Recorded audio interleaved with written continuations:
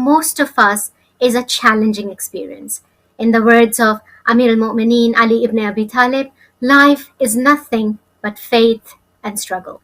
Let's welcome our guest for today. We have Sahar Beg, who is a counselor, a psychotherapist, a mental health first aider. She is also the CEO and co-founder of MindWorks UK, an amazing organization that is supporting people with mental health difficulties. She also runs a food kitchen for people who are unable to sustain themselves. Let's welcome Sahar Beg. Sahar, once again, welcome to Hidayat TV, and thank you so much for joining us today. Walaikum salam, Waritha. It's lovely to always be invited on your show, mashallah, and congratulations to you and your team. 13 years, mashallah. It's amazing. Time just flies so quickly. And as we're still celebrating Eid, as you rightfully said, Eid Mubarak to everybody and all the viewers. Thank you so much. So today, Sahar, we will be talking about something where I think most of us struggle with. Every one of us has been through something, right? Life is not as they say, bed of roses. All the roses have thorns. But it's a difficult phase for all of us. And to maintain a positive mindset, especially after experiencing some form of loss, whether it's loss of a loved one or an illness, losing your livelihood, or any tests or trials that come your way, how can you stay positive? Really good points, Waritha. And it has been a real struggle for us all globally in these last 18 months with the pandemic. And I know things are easing, especially within the UK and in many other countries. And you talk about loss. It's a loss of just that freedom that we have just to leave our house and go anywhere we want to. And that has had a huge effect on, globally. Having to stay in our homes, with people who we may not want to have that whole time with. And that comes with its adversities as well. Yes. We know there's been lots of rise in other emotional experiences that people at home are experiencing and not going to work, their normal routine, that's all been, that's taken away from them. Having to work at home, adjustments, teaching from home, parents who have to tutor, homeschooling, or they may not have the technology like we have. We're on computers and laptops, and then schools having to look for funding and donations for laptops and iPads for children to then do home learning. So it's come with lots of adversities, unfortunately, but there's been a lot of learning as well from it. Alhamdulillah, Allah brings things to us for a reason we don't always know why. Of course. So from that, we want to take a little bit of, and it's hard to, but we want to look at how do we take positivity from this? How do we reach into something, the goodness from it? And it can be really hard for many people, and it has been. We certainly have experienced that within the work that we've been doing and with other organisations that I've been collaborating with, other Muslim mental health organisations. And equally, everybody has been busy. And it's taken a toll on us as practitioners and organisations, because we've had to also look within ourselves, our optimistic self. Where are we looking forward to? What can we do to help when we're also going through the same situations? There's been so much loss, grief, bereavement in all shapes, not just by death. We've had so many relationship breakups, so many families have broken up, job losses, there's been such, homelessness has risen. Yes, yeah. So subhanallah, Allah knows best, and Allah does say, and surely, we will be tested with something, of fear and hunger and loss of wealth and lives and fruits, but give good tidings to the patient. And that's in the Quran, verse 2155, I think it is. Quote me if I'm wrong. But with this, we have to think about what does that really mean when we unpack this, So we know that Allah doesn't burden any human being with any more that they can bear. We know this, alhamdulillah. But sometimes when we're in the depths of everything, it's really hard to pick ourselves up. So this is really important when we recognize when we're quite low and in that kind of puddle. I use that as the word puddle, to then think realistically. And it's still quite hard even then. So it's really important to surround ourselves, if we can, with people who we can reach out to for support, for guidance, for help, even if it's people that we don't know. So there's lots of organisations, lots of charities, lots of, from this pandemic, there's been so many helplines that have been opened up, mashallah. And it's not being, to take away that shyness and embarrassment that I need to reach out for help where I've never had to before. So this is kind of looking at how am I connecting and bring that power within myself. So being realistic about the key to doing your best. And there's no marker for that. There's no hierarchy with that. You just do whatever you can to take away that kind of negative outlook. And it's really hard, and I'm going to keep on using that. But what I want viewers and yourself and myself almost, because I found it really hard, and I can talk about myself because it's first-hand experience for me. You know, to be now locked up. I mean, I work predominantly from home anyway, but then to be said that I cannot even leave the house, you know, I think, oh my gosh, what am I going to do now? We might, you know, start sabotaging our chances of attaining something good, of, you know, receiving goodness. And that's where we have to remind ourselves that we can only try to do the best that we can. And it's okay if we don't all get there. You know, don't give yourself, oh, I need to get there by this time. Just take one day at a time. And many people have had to do that and are still doing that. SubhanAllah. And I think what happens is when people are subjected to different kinds of difficulties in their life, one after the other, two things tend to happen. Either they lose hope and they give up completely, or their mindset tends to change and there's this transformation of perception where they start perceiving everything negatively around them. So even if there are things that are positive, because of their past experiences, they start kind of perceiving it in a totally different manner. Is it because when you're subjected to trials or difficulties or, you know, tests in life, does it really impact your brain chemistry?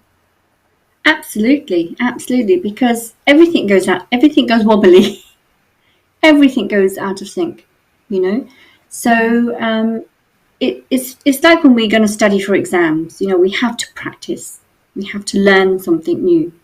So when we know these things are happening and everything is altering in our brain, and, you know, how do we relearn things?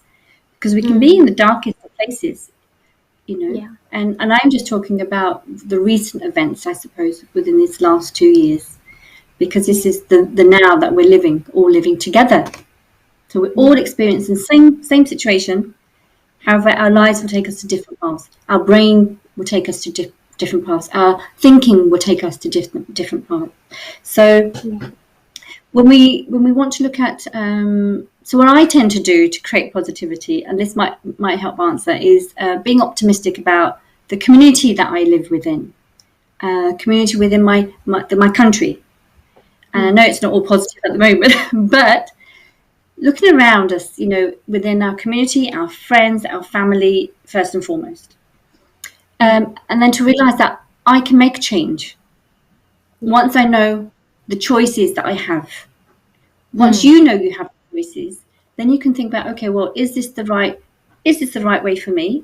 If it's not, then I need to look at something else. And with that choice becomes decisions. So when we look at, okay, I found what I want to do, what I need to do, where I need to go, the help that I need to make a decision of when do I do this. And it's then at that key point, okay, well, now I need to do this. Am I in the right frame of mind? Can I actually do this? Have I got the right support to do this?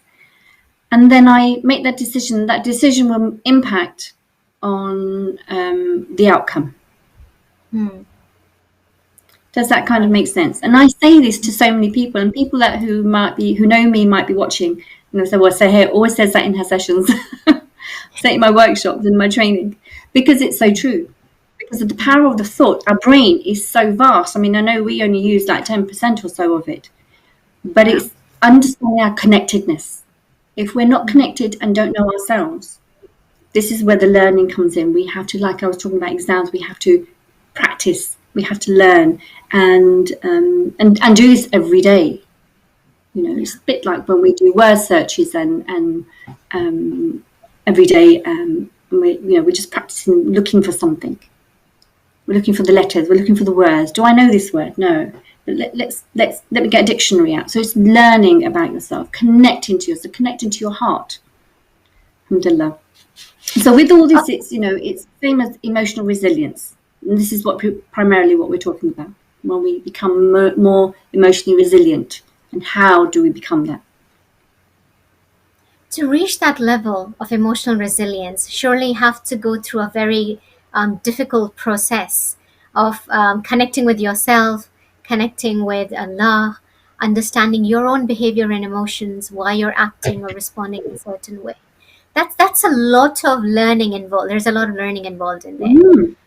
We see a lot of people avoid that. If they are faced with a difficulty or a challenge, they tend to kind of dissociate themselves with it and they think, oh, you know what, just avoid, let's stay in denial.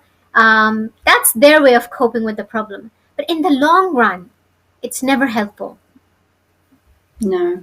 And it's the easiest thing to do, to just avoid, because then we don't have to be in it. Yeah. We're in a different way because we don't want to look at it. And as much as we find some people find that very comfortable, it has an adverse effect, because it will then take away that power that you have and that you hold within yourself. How am I now going to get out of this negativity that I'm holding, and where am I holding it in my body? So you might not have all the answers to how you feel immediately, and actually that's a good thing, because you don't want to rush into it. You want to take it step by step. So again, the learning, and yes, there's a lot to learn, right? Taking things in small steps, in small measures. Just do one thing that you might need to do, kind of what's more important, what's immediate, for you. Have a think about that. Allow yourself to feel, be patient with yourself. And I think that's one of the other key things, is to have patience with yourself. We can, Allah says to us, have patience. It will come. But if we're not there yet, then it's difficult. So we're looking at the before we get to that part.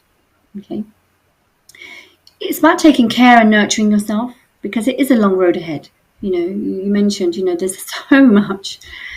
Having compassion, love is so important. Everything that I'm talking about, we're building. This is building resilience within ourselves, and that will have an impact on your whole mind, your body, spiritually. If you have a faith or no faith, but spiritually within yourself, it's going to have a huge impact. Alhamdulillah. So when we nurture this whole total well-being of our body, mind, body, everything, this is kind of the first steps that we're actually looking at. And how do we get there? We talk about a healthy mind. How do we get to having a healthy mind? So when we talk about, the science of the mind and, rewiring, how do we get there? So connecting with people around where we need the help. Because it's a whole inside-out approach. What we put in to what we put out. So exercise, eating healthy, this all has an impact. Ensuring that our hormone levels for both men and women, you'll be surprised, is intact and in balance. And if it's not, if we're thinking, oh gosh, I'm feeling quite low, what does that mean? Why am I thinking the way I do? Do I just need to get my blood checked? I say this quite a lot, actually, because sometimes more often, a lot of people do lack vitamins, and we know this, and it might be just you're anemic, or you're actually not eating very well, not healthily, or exercising. So, hence those big tummies that are coming up these days. I can certainly feel mine. We're all sitting at home. So everything has a huge impact. So if we want to look at the common themes, there's so many, and it will be different for everybody, but these will be common things that we all talk about. So be compassionate with yourself, be merciful with yourself, respect yourself, really think about that connectedness. Really, That's a separate topic altogether, Sahar. How to respect it's a yourself. huge topic. It is a huge topic. So being connected in every way, and this is where it comes from. If we're so disconnected, we then seal our heart. And when we seal our heart, we find it really hard to move forward or to allow anybody in to our world.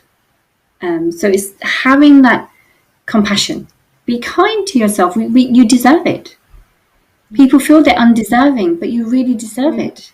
You know, Yeah. it's your I right. Yeah, I hear a lot of women who are not practicing self-care at all. When I say self-care, I'm not talking about getting their hair or nails done. I'm referring to self-care in terms of your mental health.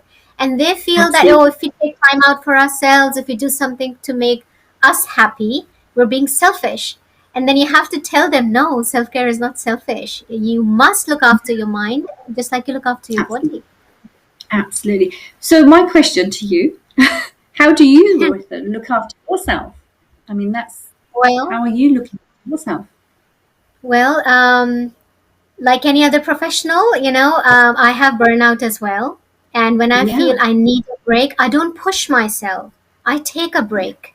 If I feel I need to disconnect myself from people or the outer world just to have some me time, whether it's just sipping a cup of tea, going out for a walk in nature, sitting yeah. outside and just breathing, reading my favorite Alhamdulillah. book, it's anything that makes me happy, content, and at ease, Good. because even Alhamdulillah. supplications and invocations, Sahar, I'm sure you're going to talk about mindfulness, but sometimes we just need to be present in the moment. That's all we need to do. Absolutely. Absolutely. So you've just done my job for me. Absolutely, everything you say, absolutely. And this is what we need to remember, that these are simple things that don't cost anything, because people think, oh, self-care, I've got to go to, I've got to go and buy all these books, or I've got to go down on a course. Well, you don't have to. Sitting, if you have a garden, just sitting and listening to nature. If you go to the park, just look at what's around you. Yeah. Create a walking group between some family or friends or neighbors, or just within your community. We have quite a few walking groups where we are, and alhamdulillah, even I started one, and I went on one walk. Inshallah, we're going on another one, but it doesn't matter if it's just one person with you. It's just getting yourself to do it. Even if you go by yourself, you're connecting with Why yourself and not? what you want. Yeah. Absolutely. So one of the other things that I ask many people to think about doing is a gratitude journal. Hmm. Just being grateful to whatever we have, everything. I'm just grateful for being here, to be in front of you. Allah has brought this forward for me, and I believe having tawakkul within Allah subhanahu wa ta'ala completely is, we say this verbatim, but Yeah. really feeling it in your heart is something different. We have to do things. Of course, we have to get out. We make a cup of tea, make a cup of coffee. We go out. We go to work. We're fixing things, or building things, or doing things. We're talking to people. We might be that person who saves their life. We might be that one person that makes a difference. So always think you have a quality within yourself, because you don't know what's going to come forward. But being grateful for everything, really being grateful for everything, and really opening your heart, and don't seal it. Open it up. Like we open an envelope, we don't know what's going to come out. Let's be ready for it, inshallah. Um, so so this connection that I'm talking about is connecting with family, your friends, connecting with your Quran, connecting with Allah subhanahu wa ta'ala, because that's the book, that's the real counseling. When we talk about counseling, it's all there, and it's speaking through the stories that within the Quran and the Hadith, and the stories of our prophets, peace be upon them all. There are so many we can relate to, different time, of course, Hmm. but we can Yeah. relate to so many. Yeah. Subhanallah. And it's looking at, well, if I don't know, let me look and let me search. This big search engine of Google is right here in front of us. So many learned people around us, both brothers and sisters, that we can learn, we can reach out. It's just allowing ourselves to reach out. And that's when we can That's get to another that point. Yeah, that's Mm. another thing, to surround yourself with positive minds, positive minded people. Because the type of company you spend your time with, you kind of absorb their negative energy. If they're always Oh, pessimistic and totally. hopeless, and it's always good, like you said, to have people who are like learned and people of taqwa, I who think have yaqeen and tawakkul. absolutely. And if you can't find it, then you can maybe create something and invite people to give stories and talk about stories of the Quran where it's relatable. Because I just mashallah, I'm just on a course myself, and it's quite a long course. It's just a few of us together. I was invited to be part of the course. It was just talking about the stories of the Quran, mashallah, and it amazes me so much how much I don't know. And it's almost like having this empty kind of vessel, and it's like there's nothing in there, and it's like I'm taking more, and it's just now filling up slowly, very tiny bit at a time. But it's just like this yearning, when we have this, I really want to help myself, I really want to be connected to myself, I really want to know who I am, because we have so much adversities, as we talked about, and we want to bring positivity, we want to be optimistic, and we want to have hope. And how we bring this in really is up to you, how you want to reach out. And when we're at ground level, it's hard to pick ourselves up. Oh, yes. And when we recognize, anybody that recognizes that, oh, this person is not behaving in a certain manner as they normally do, reach out to them. Reach your hand out to them literally and say, look, I'm here. I'm here. You don't have to talk. I'm just here. I'm right next to you. And that is hope for that person. Of course. We've had through my organisation, we've had so many young people come through who are not positive about their lives at all, and it's just grasping on one thing that they like in their life and just hanging on to that. Whether it's writing, or whether it's just walking, or whether it's just I like sitting and listening to a certain surah, or I might just listen to music, and we know we discourage it. But if that's going to allow them to connect with themselves, I'm not saying it's the right thing to do or the wrong thing to do. I'm just saying if it's something that they're connected to, or it might be they like cooking, whatever they feel that that's one thing that I love doing. I'm not doing it anymore, but I really like it. Allow them to reconnect. Help them to reconnect. Because we've had so many young people who had these suicidal ideations. And this comes from the negative impact of their lives, negativity around the thinking process that they have, because they don't know how to get out of it. It's like we have this pattern, and it's round, and there's no marker for it to open the door there. We have to then find something for them to open that up. So finding something they connect with. And I think this is one of the really, really important things that we have at the moment is young people and the impact of what's happened in the last couple of years for them. And they carry all this grief and this loss, and that's another big subject. But it's inshallah by just encouraging, use encouraging words. It is a self-help journey for everybody. Yes. We'll have people that are on this journey walking with us. We'll start letting go of people once we become emotionally resilient, and we know that when we become happy and we start smiling, and we like thinking we're looking forward to something. We're looking forward to doing or going or being with other people. Going to just, writing a new CV. And for some people, it's been hard to even just get the words out onto paper. I find that difficult, getting things out on paper. But, and then you can become quite stressed again around it. But using these tools as a toolkit. So building a toolkit is really important. And I'll come to that a bit later. But becoming more confident with yourself, with your surroundings, this also is part of becoming more resilient. So what we're putting into this toolkit, that we're going to use and dip into, and learning from this. Again, small steps, inshallah. So nurturing yourself, nurturing your relationships, these are all things that I would really encourage. Talking about, relationships within the workplace. Everybody's been working, and many people have been working from home. People have been furloughed, so they're not in those circles of their everyday has changed. So they're not in those circles of their peers. their colleagues, missing out on that, missing out on just going on public transport just to get to a destination.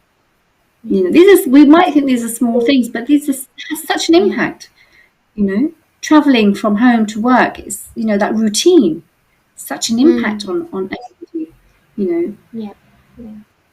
And also to work remotely in isolation and working in an office environment with so many people around you, that's a totally different kind of environment.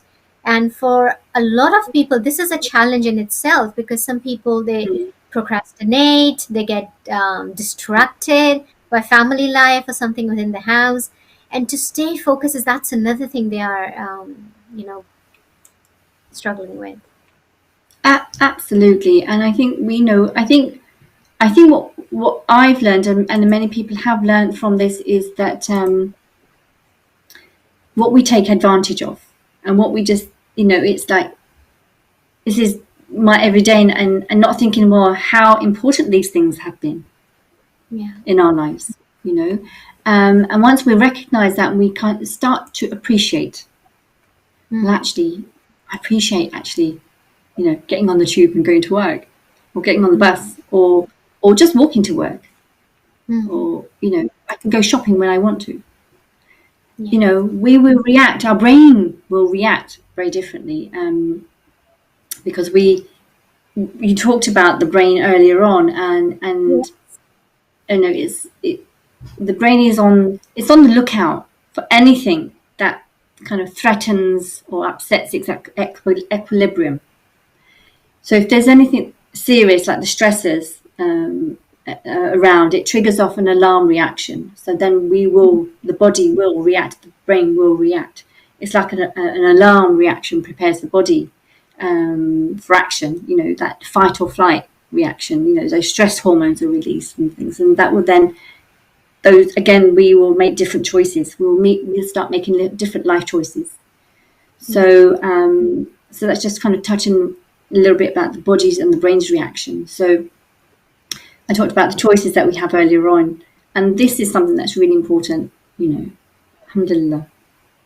Just want to remind our viewers who are watching right now, if you have any questions to ask Sahar, if you want to share your feedback or comments, this is a live calling show. So please call in our studio, share your feedback, your experiences, how you managed to survive the pandemic. How do you stay positive when life throws negativity towards you? How do you deal with your unpleasant experiences and how you deal with them? What kind of coping strategies do you use? We would love to hear from you. So Sahar, earlier on you mentioned a lot of young people, they have been reaching out to your organization for support. What is the cause? Is it because they are not getting the right kind of support from their own family or social network? Or do they feel there is nobody there who will understand what they're going through? So they look out for somebody who will listen to them without being judgmental and find a way out. Absolutely. Everything you've just said. Absolutely. And I think it's really important that, I'm a parent. So, you know, when I speak to my children, you know, every child is going to be very different. But I also need to learn how to open up to my children. It's almost that mirror effect. If I'm feeling quite stressed, and they say, well, I'm actually feeling quite stressed today. I think I need a bit of, I don't know, I need you to go and make me coffee or whatever. Equally, asking our children, you know, are you okay? I can see, you know, I'm observing, you know, something not quite right. Are you know, is there something you'd like to discuss or to talk about? You know, or if you don't have that relationship, and you find yourself in a position where, like, I'm noticing that something's not right with my young child, I need to find a way in, and it's almost the easiest way is through food. So let's sit down and go out for lunch, or sit down and have a meal together. Let's do something. Let's cook together. Let's bake together. So literally reaching out in a mindful way, compassionate way, with love and kindness. Because that's what young people want. They just want a bit of love and kindness, you know, and they yearn for this. So parents don't always know how to parent. It doesn't make them a bad parent. It's just that their toolkit needs, you know, they need to be building on the toolkit. So it might be learning there's lots of, mashallah, lots of parenting courses, especially from within the Muslim community. There's so much more, courses out there. They're, online. But also asking your child or your young person in the family, what do they need? Really simple question. What is it you need from me? And if I'm not qualified or I don't have those tools, I need to find those and learn those, in order for me to help my young person in the home, to support them. But simple questions is asking. They might say, no, I'm fine. I'm all right. And shut their bedroom door. And then they're on social media. And they're getting what they need from social media, which also has its adverse effects on young people. I think it's understanding who your child is, being with them, talking to them, getting to know them as a young person, asking them, what do young people like doing? Social media. Learn about social media. I mean, I've just learned about Instagram recently and thinking, oh my gosh, it's great, but it's hard to use. But just learning, what is all this social media that they're on? What are the games that they're playing? Learning about them, ask them. That will build up their resilience as well. And it also, this kind of education that we all need at some point. We all need to keep on learning. Young people are coming in with different scenarios to us. It could be identity, it could be relationships at home, it could be that they're witnessing, domestic violence at home, and they're frightened, and they don't know what to do. They feel helpless. They don't know how to help the situation. So there could be other things which I won't go into, but so whatever they see, they're gonna feel. Of course, yeah. Yeah. I think we lost a caller. Somebody was trying to call, but for some reasons it didn't get connected. If I would like to request whoever that person was to please call back, and inshallah we'll address your question. Sahar, you also mentioned to connect with your inner self, right? And in order to do that, I think you need to spend some time in solitude to reflect upon things that has happened in the past, maybe things that are happening right now. And for most people, they don't even know where to start and how to do it. Because there's a lot of self-blaming. There's a lot of, like you said, be compassionate to yourself, be kind to yourself. People may be kind to somebody else. They may be compassionate towards others. But when it comes to your own self, a lot of people, there's a lot of beating themselves and blaming themselves for every little thing that goes wrong or doesn't go as planned. And that becomes a habit. Yeah. And before you know it, you have this mindset where you're highly self-critical, you're blaming yourself, you're kind of drowning in a pool of negativity. How'd you overcome that? Well, yeah, I mean, everybody, I'm sure there's viewers and both of us alike, we probably have done this and do this. And how do we do this? It is around, having some time to reflect. Okay, whether you write down your life story or you write it in a bullet point, or whether you sit and you're in contemplation thinking, okay, I need to sit and just breathe and think. I need to think about, where am I right now, and what is happening, and what am I doing? Let me just stop. Let me just stop for a moment. Whether you're sitting indoors or outdoors, wherever it is that you feel comfortable to reflect and do this, I think it's really important. We don't give ourselves that time to do that. And I think we need to set time aside to do this. There's always going to be avoidance issues. And I don't have time to do this. I don't want to do this. I want to just be doing everything and not focus on myself, because I'm not important enough. I don't deserve to do this. I just need to give my energy and my knowledge to people out there. And that's the disconnect. So open your heart and think, allow yourself to come in, and don't be shy or embarrassed or think, I'm undeserving. You're absolutely deserving. And it's about just try doing it consistently. Take 5 minutes every day, any time of the day. Sit with yourself, reflect, write down some things. Think about what is happening to my body and my mind. Because you mentioned something about burnout earlier on. And we all get burnout, not just by doing the jobs we do outside, but, homemakers, men and women at home, teaching, cooking, cleaning, shopping, they are managers of the home, and that can cause burnout when you have we have everybody at home at the moment. Obviously, things are slowly moving forward.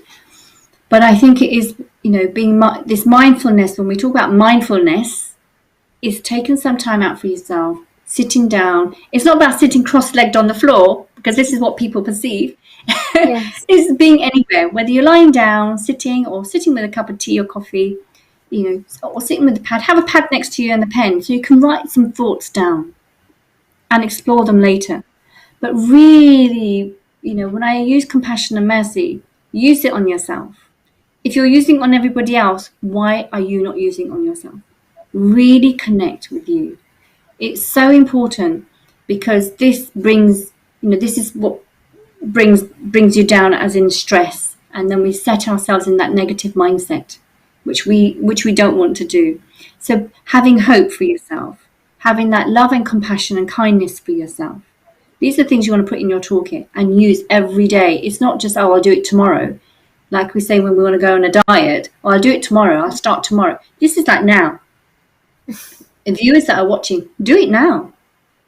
Yeah. Be kind and compassionate to yourself. Time is going to go. So like yesterday's gone. It's not here. So if you thought to yourself, yesterday, I'll do this tomorrow, you're here now. So start. So do it now.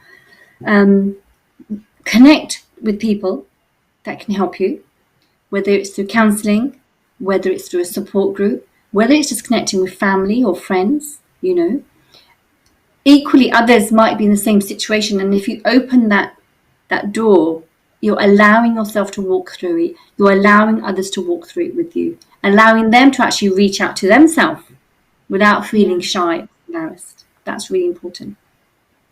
So have a really clear view of what your happiness is, and how you view it in your lens, and what love is, and how you view it, and how you want to give it, and how you want to receive it. Okay, inshallah. When it comes to, like you said, how to give love and receive it, that's another thing people struggle with. When you've been raised in certain cultures and certain regions, you see there's this ritual, you may want to call it, or tradition, where you're raised in a way that you are always mindful that you have to please other people, you must do as you're told, you have to look after everybody else's needs but yourself. And when you grow up as an adult, it becomes a part of your personality where you're constantly striving towards making other people happy. And in that process, you tend to ignore your own self. You don't learn to set boundaries for yourself. Some people actually cannot say no. And I see a lot of, clients where they are exhausted. They're housewives, they're mothers, they're exhausted. And when you ask them a simple question, what do you do for self-care? What do you do to take care of your mental health?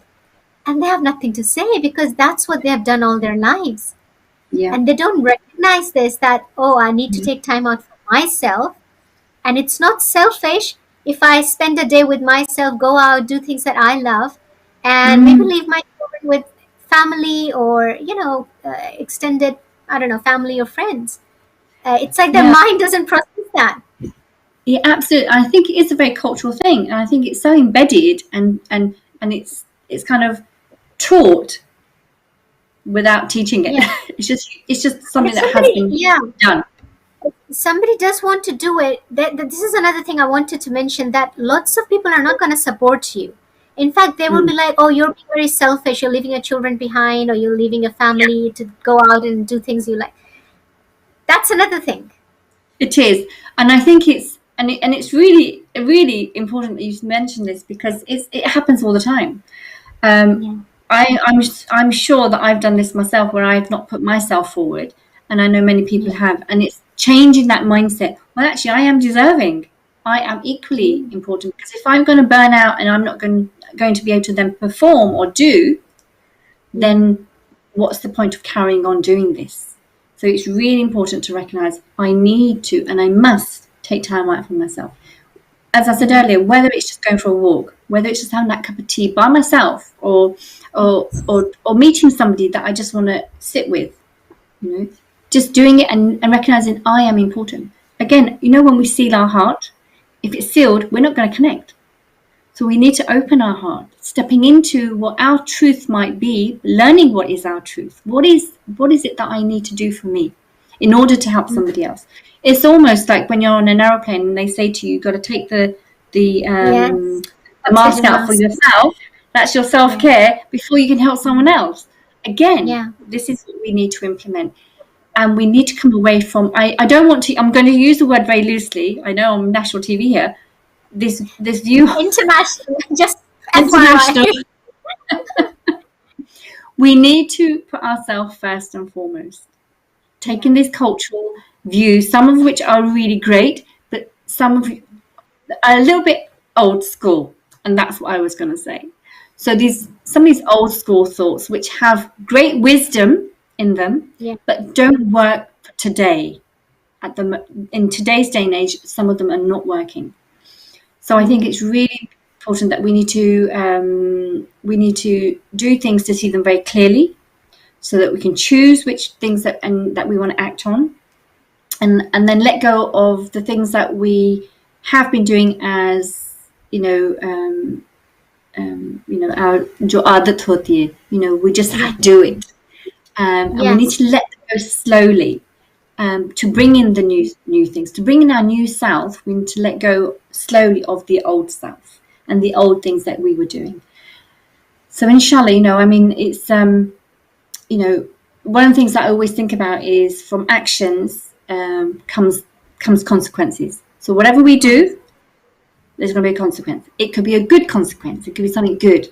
So think about what you want to do in your life. If you're not sure, seek help and guidance. I always say, there's a lot of people out there to support you.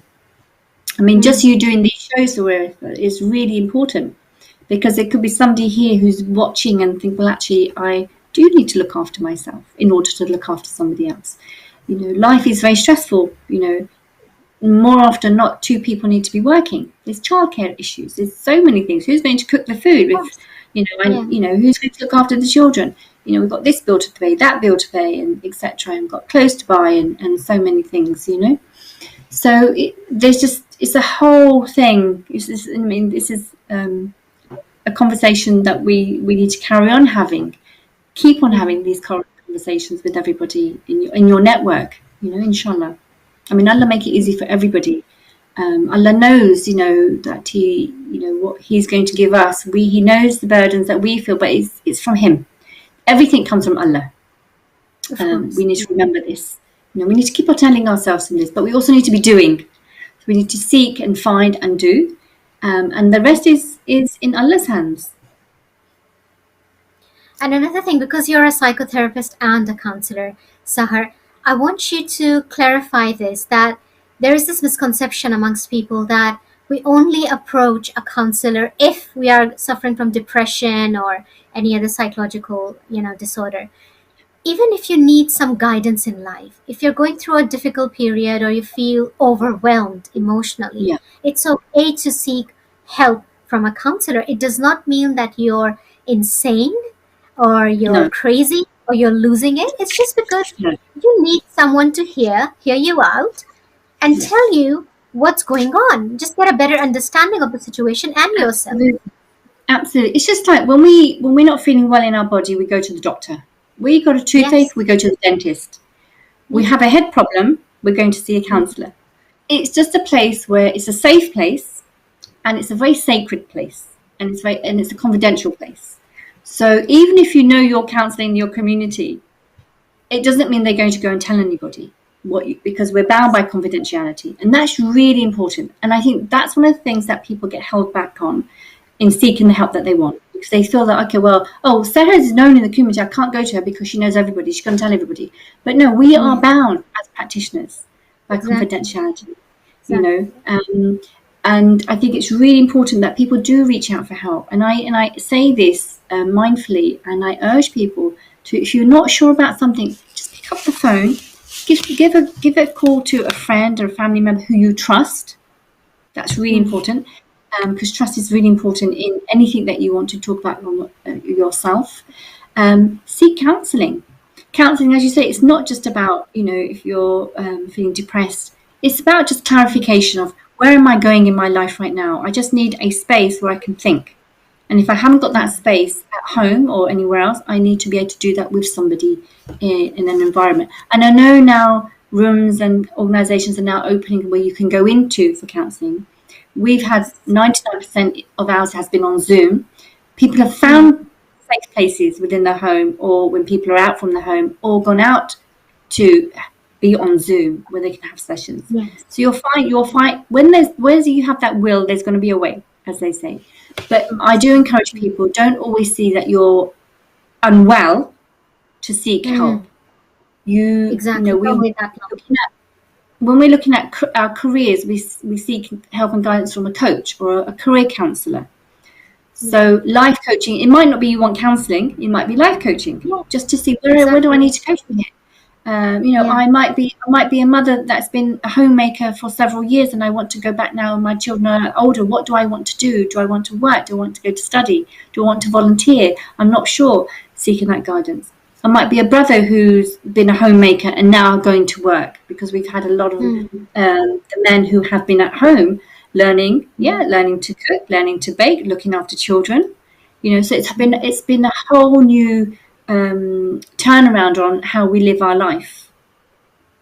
Yes. So don't be afraid and don't be shy or embarrassed. You are so deserving to have the best of the best support and help and guidance. Of course. And like you said, if you can't pour from an empty cup. If you're feeling emotionally like overwhelmed, and you feel that over the years, over the time, you have lost confidence, or your self-esteem has gone down, you've developed fears as a result of the negative life experiences that you've had, then give yourself a chance, work on yourself, don't give up on yourself. That's like the whole point of this discussion, really. Absolutely, because I always say to clients and people that call in, you are so deserving. You deserve to have love, you deserve to have kindness, and building on your self-worth, building on this, looking at your strengths, that you actually, what do I do when I give? Who is the receiver, and how are they receiving me? And then I also want to be a receiver. I want to also have love. And people do find it hard to receive love and kindness, and that's where the blocks come in, Yes. And it's letting go of these little blocks, And when we talk to children, we want our young children, I'm a grandmother, so I want my grandchildren to have emotional resilience, to have motivation, to be confident, to be good at speaking to others, to be open with their parents, to say, yeah, I'm not feeling so great, and how do we manage our children? How have we been? Because this is that extension of experiences where we come from childhood. When you talked about before earlier on, our childhood experience does have an impact on our everyday life right now, and we block things. And as children, when we block things, it will come out at some point in our lives. And this is what happens every day when we find ourselves, oh my goodness, now I'm having these flashbacks, I'm having things that are coming forward. What do I do now? And now I need to seek help. And it's never too late.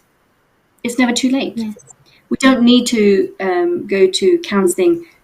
Oh, well, I have this problem right now, but I've got these problems also from before, and it's okay to bring that in. And I think talk about it. When we say, let's talk about A, B, and C, let's really talk about it, and let's be open. So I will say, build a toolkit for yourself, have a better and more powerful relationship with yourself and with others. When we think about our thought processes, use really positive affirmations for yourself, things that make you feel happy and kind and feel motivated. And you'll slowly let go of the negativity. Have a very clear view of what you want in your life to be happy, and what you need to put in that. Give us a few examples of some positive affirmations that we can use in our daily life struggles. Okay, so for me, what I use is, I can do this if I try. So whatever it might be that you want to do, if I try, I can do it. If it doesn't work out the way it's okay. As long as I keep on doing it, I keep trying, I connect with myself. I think that's the main thing to do here, really, in regards to being positive, having hope, opening the lens that we have, opening our view within our mind, opening up to thinking, actually, the world is right here, right in front of me, but I have the choice of where I want to take myself. Yeah. Shauna. You touched upon a very important point. Your childhood, the type of childhood you had, and the experiences you had, that shapes your adulthood and your personality in later life. And Yeah. I think for a lot of people, they don't even acknowledge this or recognize that the things that are happening in their life is because of what they went through in their past. And this is why they're struggling in maybe trusting people, forming healthy, positive, lasting relationships. Maybe because in their childhood they didn't have that kind of unconditional love, or Absolutely. they had unhealthy attachments. If you could touch upon that, please. I think what happens as an adult, it's quite painful. It's very painful to revisit childhood Yeah. issues. And I mean, this is a whole topic in itself. Sorry. But Yeah. and it's a really important topic because it makes who we are today. And again, when we recognize, okay, this is stemming from whatever happened in my childhood, and it's happening now, and I'm almost acting out now, or I'm with people in my family, my friend circle, and I'm behaving in a different way, or I'm treating others not so nice because of that pattern that I've grown up with. And as soon as you recognize it, you need to stop. You need to just stop, reflect, and think, okay, this is quite dangerous. Dangerous in the respect that this is not good for me, and it's not good for the receivers on the other side. And I need to seek help for this. But when we do recognize it, we have a choice to make a change. And that's the thing. When we learn that we recognize we have a choice, I now know this about myself. It's quite painful. Where do I take this? Where do I park it? Or do I want to carry on blocking it? And for some people to block it, they can still live. It doesn't make you stop doing things. But you will carry this with you, and you don't need to. Sometimes we just vent and we talk about it, and that's all we need to do. Sometimes it's a bit more where we talk about it, we need to take an action, and then it's looking at what support do I have. So for a child, it's a real adversity, and it's in childhood, whether it's a domestic violence or sexual abuse, or just a mother or a father or family behind. And that's had it stripped away my emotional resilience as a child, because how we talk to children has a huge impact on their mental health and well-being. They may shy away, they may withdraw, and they will grow up like this. I mean, this is a whole topic that actually I'm just writing about it at the moment. Maybe next time. Next time, definitely, because children are our future. And we need them to be healthy, both in their mind, body, spiritually, So nurturing our children, nurturing our child within ourselves as an adult, as we say, the child within, really needs looking after and nurturing, no matter what age.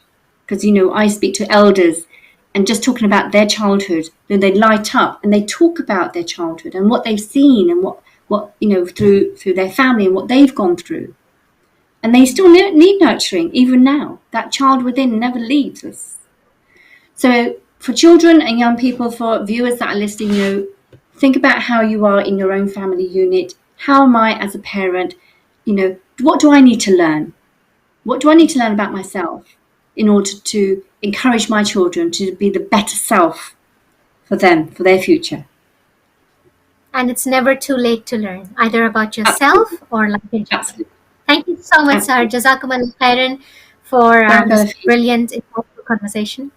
No, Jazakallah khair for inviting me as usual. It's amazing. I love the work that you do, Waritha. It's amazing, and you have this platform for so many speakers to come in and talk about so many things. MashaAllah. Jazakallah khair. The dua is that everybody benefits from it, inshallah, and we're able to Ameen. support as many Ameen. Absolutely. And I'll accept it from everybody. Ilahi, ameen. Thank you so much. Jazakumullah khair. Inshallah, for our viewers watching, we'll join you again next Saturday with another guest and another topic. Till then, look after your mental health. Assalamu alaikum wa rahmatullahi wa barakatuh.